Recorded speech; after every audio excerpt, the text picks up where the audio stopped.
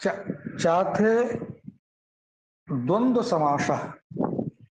अब द्वंद्व समास चालू। द्वंद्व समास की सबसे बड़ी विशेषता है, कृष्ण भगवान ने गीता में भी कहा है कि मैं समासों में द्वंद्व समास हूं। मैं समासों में द्वंद्व समास। द्वंद्व समास की ये विशेषता होती है कि इसके दोनों पद प्रधान होते हैं। इसमें एक पद प्रधान एक पद अप्रधान ये नहीं होता है। द्वंद्व समास के दोनों पदों की प्रधानता। द्वंद्व समास होता कहाँ है? द्वंद्व समास विधायक सूत्र है चाथे द्वंद्व। यह द्वंद्व समास विधायक। इस सूत्र का अर्थ है चस अर्थस इति चार्थः। षष्ठी तत्पुरुष समास है, तस्मिन् चाथे सप्तम पद है, द्वंद्व प्रथमा पद। चा का जो अर्थ है उस अर्थ में द्वंद्व समास होता है। अब चा का अर्थ क्या है? चा किस अर्थ में आता है, किस अर्थ में द्वंद्व समास करें, तो वो सब क्या है।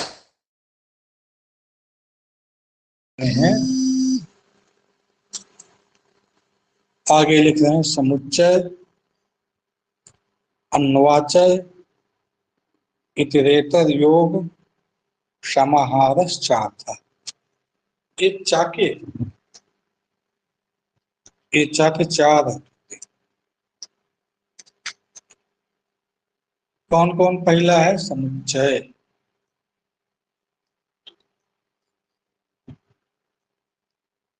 फिर अन्वाचय।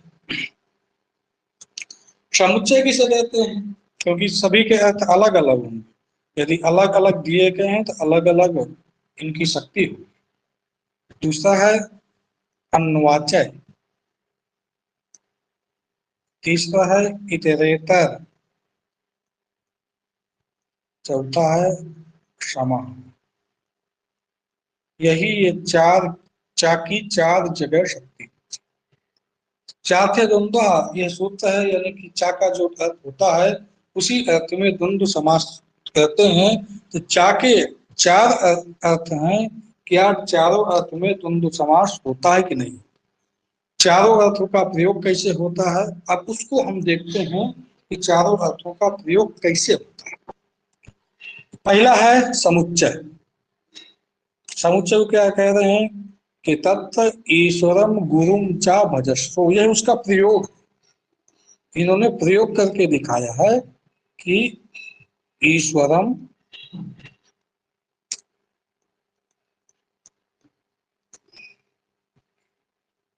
गुरुम चा भजस्व, ये भजस्व क्रिया है, ईश्वरम गुरुम ये कर्म है। कोई कहता है तुम लगा दीजिए, तुम भजस्व। इसका लक्षण दिए हैं कि हम कैसे पहचानेंगे कि यहाँ चा का अर्थ क्या है, कौन सा है। उसका लक्षण दिए हैं कि परस्पर निरपेक्षस्य अनेकस्य एकस्मिन् अन्वयः समुच्चयः। परस्पर निरपेक्ष, परस्पर आपस में उनके निरपेक्ष भावना। निरपेक्ष मतलब कि दोनों पद सापेक्ष ना। सापेक्ष का मतलब होता है कि एक पद के बिना दूसरे पद का प्रयोग नहीं कर सकते। निरपेक्ष का मतलब होता है कि उसके बिना दूसरे का प्रयोग कर सकते। जैसे किसी को कहा कि तुम ईश्वरम गुरुम चा भजस्व, ये भजस्व क्रिया है। इसी भजस्व क्रिया में ईश्वर का भी अन्वय होता है और गुरु का भी अन्वय होता है। और ईश्वर और गुरु परस्पर निरपेक्ष भाव से तुम ईश्वरम भजस्व, ईश्वर के भजन करने में गुरु के भजन की कोई आवश्यकता नहीं है। गुरु के भजन करने में ईश्वर की भजन करने की कोई आवश्यकता नहीं है। अर्थात इन दोनों को निरपेक्ष भाव से अलग अलग हम भजन कर सकते हैं। दोनों का ये नहीं है कि दोनों सापेक्ष है, इसके बिना इसका भजन हो ही नहीं सकता है। दोनों की शक्ति स्वतंत्र रूप से है। दोनों का भजन भजन क्रिया में स्वतंत्र रूप से अन्वय होता है। हम शक्ति कैसे मानते हैं कि शक्ति तभी मानते हैं इसका स्वतंत्र रूप से भजस्व, तुम ईश्वरम भजस्व और तुम गुरुम भजस्व।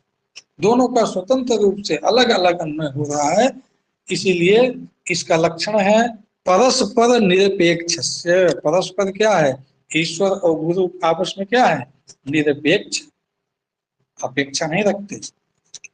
अनेक अनेकस्य, अनेक ईश्वर और गुरु का एकस्मिन अन्वय, एकस्मिन क्रियायाम, ईश्वर और गुरु का दोनों का कहाँ अन्वय होता है, भजनक क्रिया में अन्वय।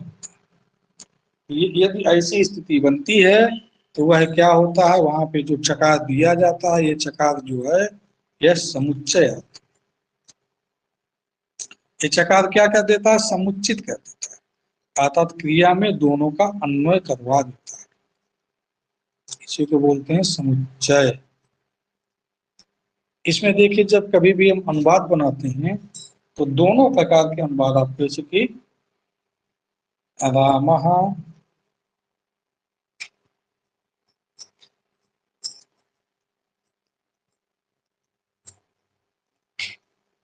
श्यामश्च गच्छति का भी प्रयोग होता है, और कहीं कहीं पर काव्यों में देखा गया है कि गच्छता द्विवचन का भी प्रयोग होता है, दोनों पे क्रिया कर देते हैं द्विवचन का। चकारेण सह रामः गच्छति और श्यामा गच्छति अलग अलग करते हैं एक वचन। रघुवंश में एक दो प्रयोग ऐसे मिले हैं जिसमें द्विवचन का भी प्रयोग। यहाँ जो चकार दिया गया है वह चकार समुच्चय, इस अर्थ में चकार। चलिए अब हम चकार की दूसरी शक्ति देखते हैं। दूसरी शक्ति कहाँ पे है,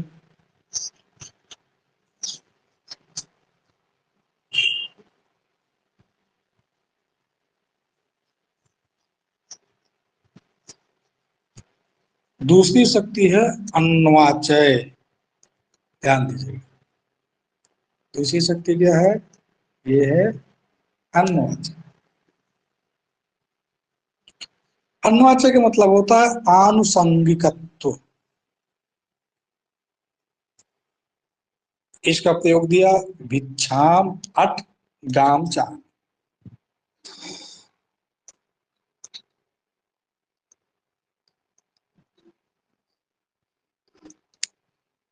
ये अट क्रिया है, यहाँ पे अट क्रिया है। तम भिक्षाम अट और गाम चा आने, ये यहाँ चकार समुच्चीकरण इस अर्थ में। समुच्चीकरण में क्या होता है कि एकक क्रिया में अन्य, यहाँ पे एकक क्रिया में अन्य नहीं होगा, यहाँ पे भिन्न भिन्न क्रिया। यहाँ पे एक अट क्रिया है, एक आने की। यहाँ पे होता क्या है, उदाहरण दिया कि इति अन्य तरस्य अनुसंगिकत्वेन अन्वयः। अन्यतर, इसमें एक मुख्य होगा और अन्यतर दूसरा जो होगा वह दूसरा आनुषंगिक होगा, गौण। दूसरा क्या होगा, आनुषंगिक होगा, गौण रूप से अन्वय होता है, उसे हम क्या बोलते हैं, अन्वाचय नामक चार्ट कहा जाता है। जब जिसमें पदार्थों का, जिससे पदार्थों का समुच्चय मान हो, पदार्थ इकट्ठे हो, उस पे से एक आनुषंगिकतया हो, गौण रूप हो, एक मुख्य क्रिया हो, ऐसा जो चार्ट होता है वह चार्ट कहा जाता है अन्वाचय। अब यहाँ पे देखिए, कोई मान लीजिए भिक्षा मांगने जा, भिक्षा मांगने जा रहा है तो उसको कहते हैं भिक्षाम अट। भिक्षा तो तुम ले आ, भिक्षाम अट। और भिक्षा मांगते मांगते लौटते समय कहीं पर यदि गाय मिल जाए, उस गाय को भी ले आना। तो यहाँ मुख्य क्रिया है अट, मांग, घूमना, जाना, अटनक करना। अटन अर्थात भिक्षा को, भिक्षा व्यापार में कई जगह घूमना पड़ता है। भिक्षात अटन करना, भिक्षात जाना अनिवार्य।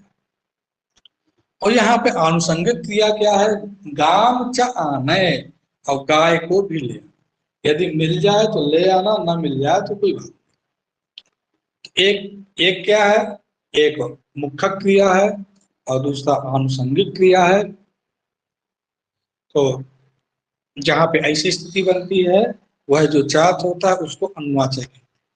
पहले वाले में क्या था, पहले वाले में आप आराम से समझ सकते हैं कि जो अनेक सुबंत थे, अनेक जो निरपेक्ष थे, परस्पर निरपेक्ष होकर के अनेक जो थे वह एक क्रिया में अन्वय हो रहे थे। यहाँ एक क्रिया में अन्वय नहीं हो रहे हैं, एक का अन्वय मुख्य क्रिया मुख्यतया हो रहा है, दूसरे का अन्वय गौणतया हो रहा है। जहाँ ऐसा अन्वय हो वहां पे अनुवाचक कहते हैं। वहां पे चा की जो शक्ति होती है वह अनुवाचक इस अर्थ में होती है।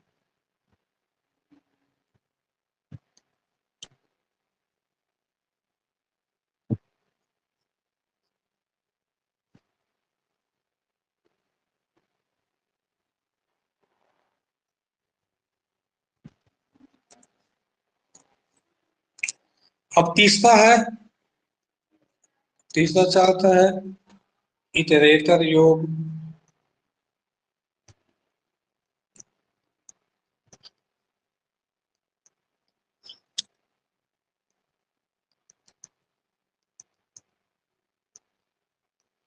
इटरेटर योग शक्ति, इसका उदाहरण दे रहे हैं। अनयोः असामर्थ्यात् समासो न।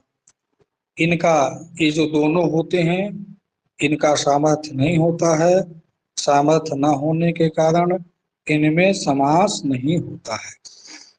क्यों नहीं होता है? इन्होंने नीचे देखिए, समास की आवश्यक, समास होता कहाँ है? तो समास के लिए कहा कि अनेक जो सुबंत होते हैं जब चा के अर्थ में विद्यमान होते हैं और एकाति भाव रूप सामर्थ्य होता है उसका समास होता है।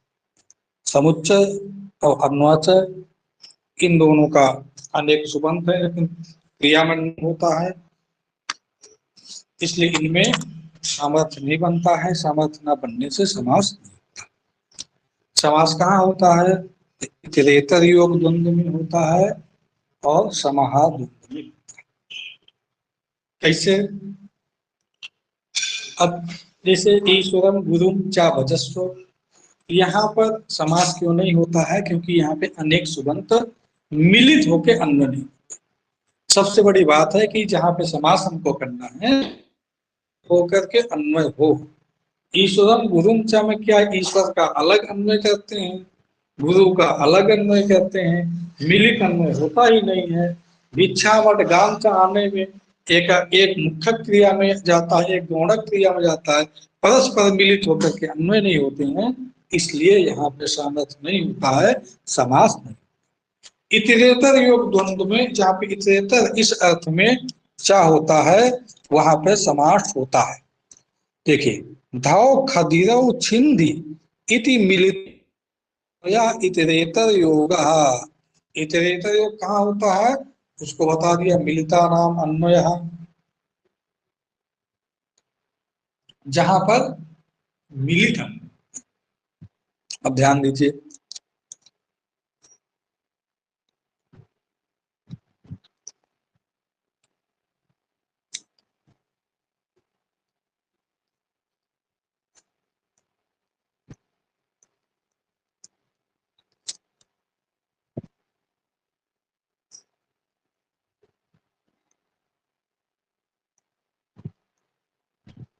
धाव खदिरव छिंदी, यहाँ पर देखेंगे कि धाव और खदीर, किसी को काटना है क्या? धाव और खदीर इन दोनों को काटो। यहाँ धाव और खदीर दोनों का एक साथ कहाँ में होता है? छिंद क्रिया में। यहाँ इसलिए इतरेतर योग द्वंद्व है, सामर्थ्य है। सामर्थ्य क्यों है? क्योंकि अनेक सुबंतों का है और चार्थ भी विद्यमान रहता है। जब हम इसका विग्रह करेंगे धवश्चा खदीरश्चा इति धव खदीरव, इनका अन्वय कहाँ होगा? दोनों का अन्वय छिंदी एक क्रिया में अन्वय। जहां पे ऐसा होता है वहीं पर समास होता है और वहीं पर सामर्थ्य होता है समास का। देखिए, सह विवक्षा में इसकी जो मूल कारण है वह सह विवक्षा है। जहां पे सह विवक्षा होती है वहीं पर द्वंद्व समास होता है। इसको आप केवल श्रवण कर लीजिए, ये ज्यादा परीक्षा में उपयोगी नहीं है, लेकिन इसको श्रवण कर लेंगे तो क्या पता संस्कार बने इससे। सहविवक्षा किसे कहते हैं? तो वही मिलिता नाम क्रियायाम अन्वय। उसका एक और लक्षण है कि एक धर्मावच्छिन्नस्य, एक धर्मावच्छिन्न संबंधेन, एक धर्मावच्छिन्ने अन्वयः। ऐसे धव खदियो छिंदी है। एक धर्मावच्छिन्न से, एक धर्म से अवच्छिन्न में, अवच्छिन्न का मतलब होता है युक्त, एक धर्म से युक्त। धव और खदिर क्या है? एक धर्म से युक्त है। और एक धर्मावच्छिन्न संबंधे न, यहाँ धव और खदिर दोनों का कर्मत्व संबंधी न उत्तन्वय एक धर्मावच्छिन्ने, अर्थात छिंदी क्रिया में दोनों का अन्वय होता है। अवच्छिन्न जहां भी लगा हो वहां पे आप अवच्छिन्न का तो युक्त समझिए। तो जहां ऐसा होता है वहां पे इतरेतर इस अर्थ में चकार विद्यमान होता है, सा विवक्षा होती है, वहीं पर द्वंद्व समास होता है। धव और खदिर का अर्थ क्या है?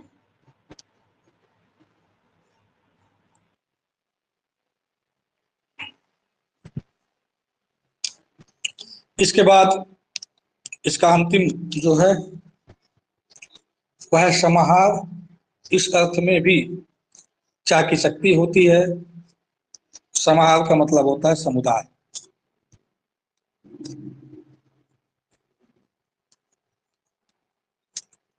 समाहार का मतलब कि समुदाय।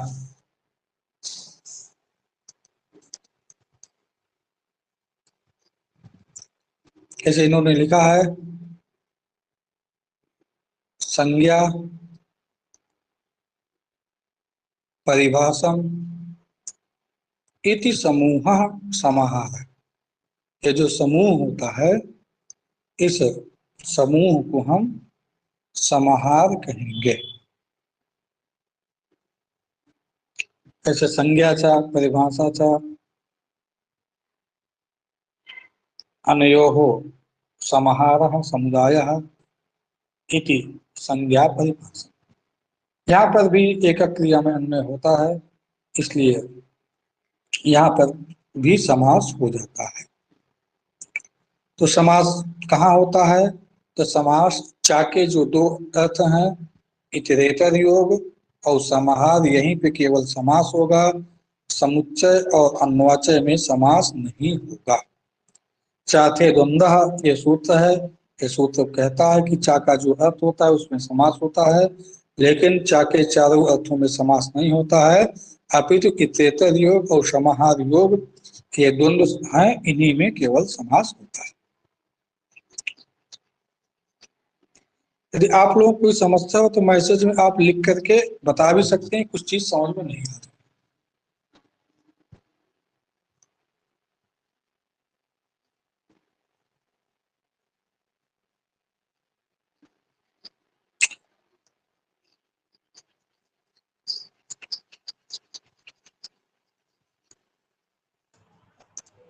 ये धव और खदिर इति का संज्ञा परिभाषम इति समूह समाहार, जो समूह है ये क्या है? समाहार। इसका वो जो दूसरा सूत्र है, इसका जो समास विधायक सूत्र है केवल एक ही, ये है। अभी फिलहाल आगे आएगा तो देखते हैं। इसमें देखिए अब जितने भी सूत्र आएंगे अधिक से अधिक, वह केवल इस शब्द का पहले प्रयोग होता है, इस शब्द का बाद में प्रयोग होता है, अथवा समासांत प्रत्यय की विधायक सूत्र। क्योंकि इसमें समास में पहले ने बताया है कि उभय पद, दोनों पदों की प्रधानता होती है, इसलिए जो पद पहले लिखा जाएगा उसका पहले प्रयोग होगा, जो पद बाद में लिखा जाएगा उसका अपने आप ही बाद में प्रयोग होगा। यदि कोई नियम नहीं लगता है तो अब यहां से नियम बनेंगे कि किस शब्द का पहले प्रयोग करें, किस शब्द का बाद में प्रयोग करें। और जो नियम से हीन है, जिसमें नियम नहीं लग सकता है, उसमें आप जैसे आपकी इच्छा हो वैसे आप प्रयोग कर सकते हैं। ऐसे राज दंतादिशु परम ये सूत्र है। राज दंतादिशु परम, एषु पूर्व प्रयोगार्हम परम स्यात्। एषु जो राजदंतादि हैं, राजदंतादि गण में जो पढ़े गए शब्द हैं, ये पूर्व निपात के योग्य, इनका पहले प्रयोग होना चाहिए, लेकिन इनका बाद में प्रयोग होता है, ये सूत्र कहता है। इनका पहले प्रयोग होना चाहिए, लेकिन इनका बाद में प्रयोग होता है। जैसे दंतानाम राजानः, यहां पर दंतानाम राजा,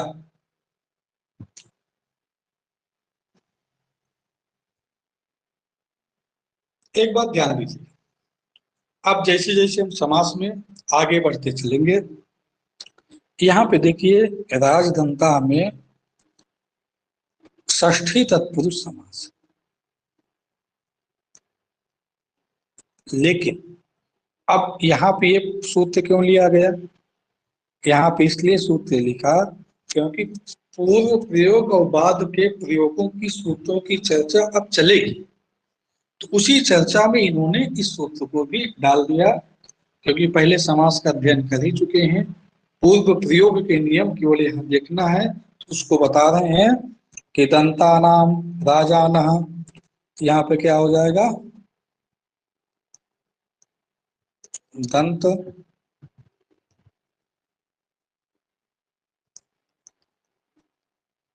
आम राजन प्लस सु, षष्ठी से समास होगा, ये सु का ये आम का लोप हो जाएगा। अब देखिए जब षष्ठी से समास हुआ है, तो जो पूर्व प्रयोग करने वाला सूत्र है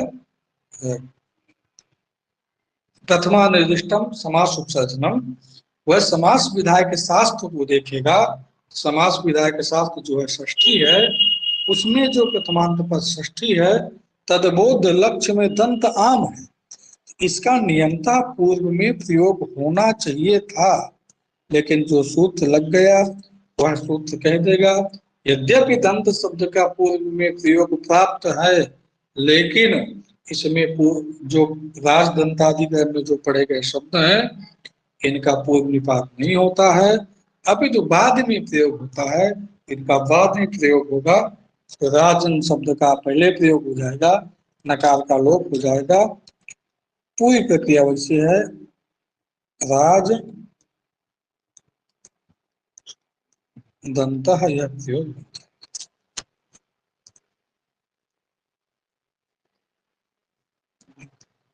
इसके बाद धर्मादिषु अनियमः, धर्मादि में कोई नियम नहीं है, जैसे आपको प्रयोग करना है वैसे आप अपने आप प्रयोग करते रहिए। धर्म अर्थश्च धर्मश्च,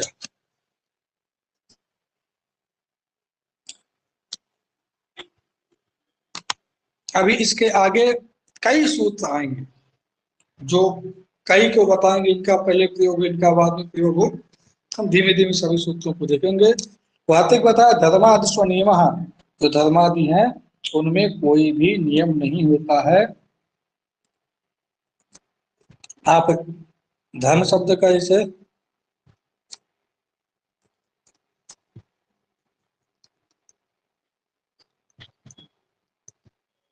धर्मश्च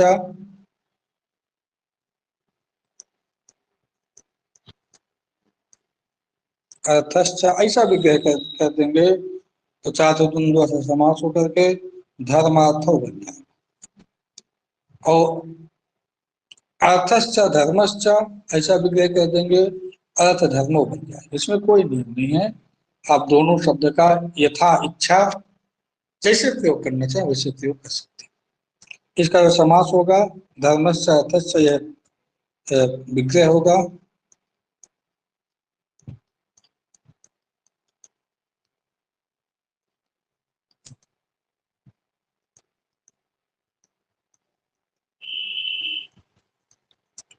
चाहते द्वंद्व है समास हो जाएगा, सु का लोप हो जाएगा, धर्म अर्थ बन जाएगा, धर्मार्थ बन जाएगा, और अविभक्ति आएगी, दो वचन है धर्मार्थ यह प्रयोग। आज का पाठ हम यहीं तक रखते हैं।